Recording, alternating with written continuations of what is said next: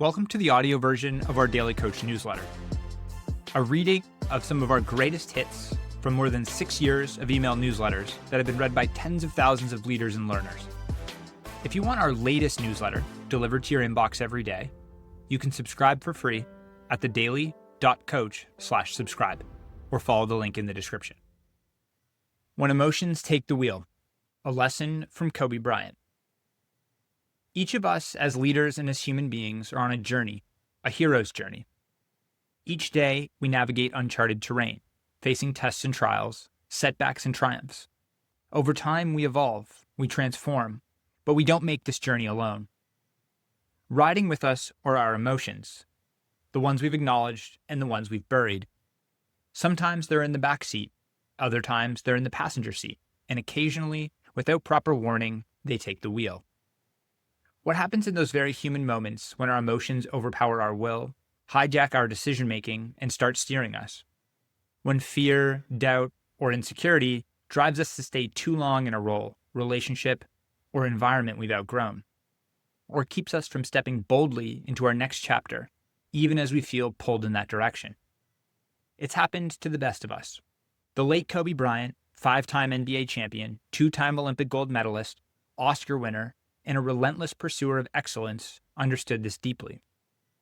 Kobe had an unmatched commitment to growth.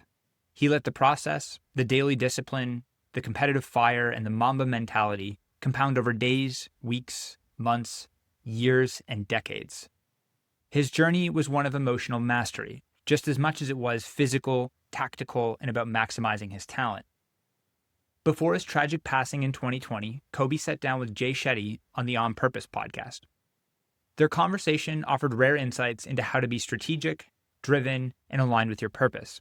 But one moment stood out, a reflection on the role of emotion in performance, leadership, and life.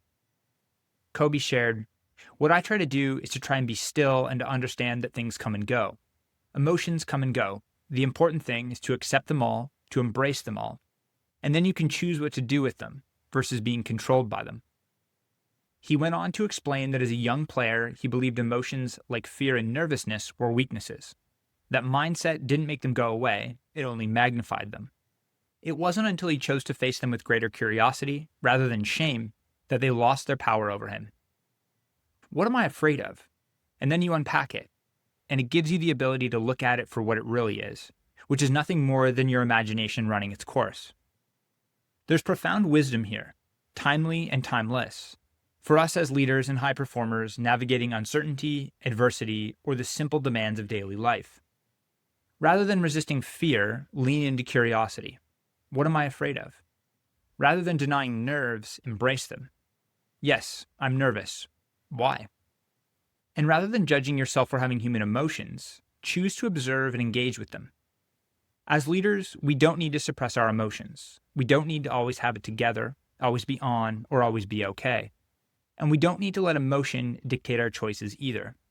Instead, we can learn to partner with it, feeling fear, honoring it, and still choosing courage, acknowledging doubt, and still leading with clarity. Every day and every moment, we are in more control than we think. Our minds will often try to bully our bodies into believing every worry. Our emotions will try to take the steering wheel on our journey of leadership and personal transformation. But our power lies in our response, our ability to breathe, take a step back, and be still. Yes, there will be moments when the journey challenges us. That's part of the beauty of living and the art of leading. But if we can learn to sit with the stillness, find peace in the silence, listen deeply, and decipher the noise and chatter, we unlock the power not just with excellence and mastery, but with greater presence, grace, and emotional truth. Thanks for joining this episode of The Daily Coach. On behalf of Michael Lombardi, Coach George Raveling, and the entire Daily Coach team, we're grateful for your support. Remember, the most important person you will ever lead is yourself. Keep growing, keep learning, and most importantly, keep showing up.